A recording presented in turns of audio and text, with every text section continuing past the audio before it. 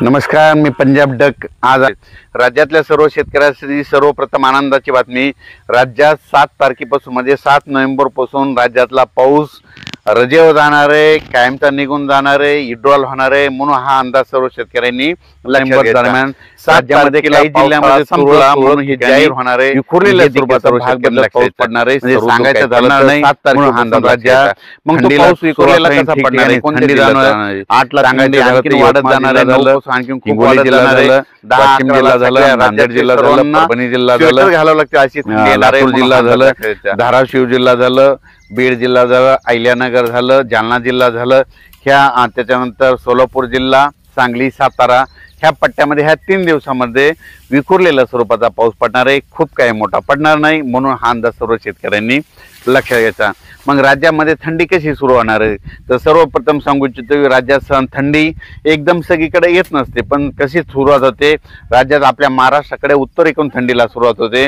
म्हणून राज्यात नेमकी थंडी कशी होणार आहे, उत्तरेकडून म्हणजे सांगायचं झालं तर 5 तारखेला म्हणजे नंदुरबार जिल्हा झालं, नाशिक जिल्हा झालं, निफाड तालुका, त्याच्यानंतर धुळे जिल्हा झालं, जळगाव जिल्हा झालं, इकडं मलकापूर, नांदुरा, बुलढाणा घाटाच्या खाली, त्याच्यानंतर खामगावच्या त्याच्या पलीकडे अकोट, अकोला, तेलारा, अचलपूर, दर्यापूर, मोर्शी, अमरावती, वर्धा, भंडारा, नागपूर ह्या पट्ट्यामध्ये 5 तारखेलाच राज्यामध्ये थंडी थोडी जाणवायला सुरुवात होईल आणि त्या दिवशी धुकं देखील येईल, धुळी देखील येईल, म्हणून हे लक्षात यायचं।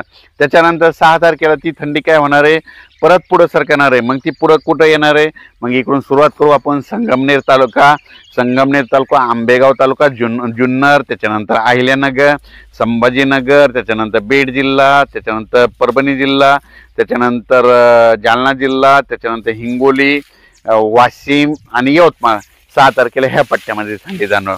7 तारखेला ती थंडी आणखीन परत पुढे सरकणार व म्हणजे दक्षिणेकडे थंडी येणार। मग 7 तारखेला कुठे येणार आहे, मग 7 तारखेला पुणे जिल्हा, सातारा, सांगली, सोलापूर, कोल्हापूर, त्याच्यानंतर धाराशिव जिल्हा, सोलापूर जिल्हा, पंढरपूर तालुका, त्याच्यानंतर इकडे लातूर जिल्हा, बीड जिल्हा, परभणी, असं नांदेड, हिंगोली, यवतमाळ, असे धर्माबाद ह्या पट्ट्यामध्ये काय होईल 7 तारखेला।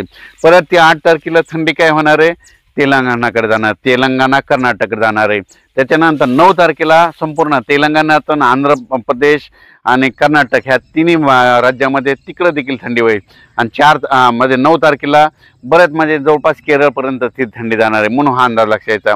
आणि बऱ्याच शेतकऱ्याचे असे फोन आहेत, मग यानंतर पाऊस येईल का, तर माझी सर्व शेतकऱ्याला आनंदाची बातमी 7 तारखेच्या नंतर आपल्या महाराष्ट्रात परत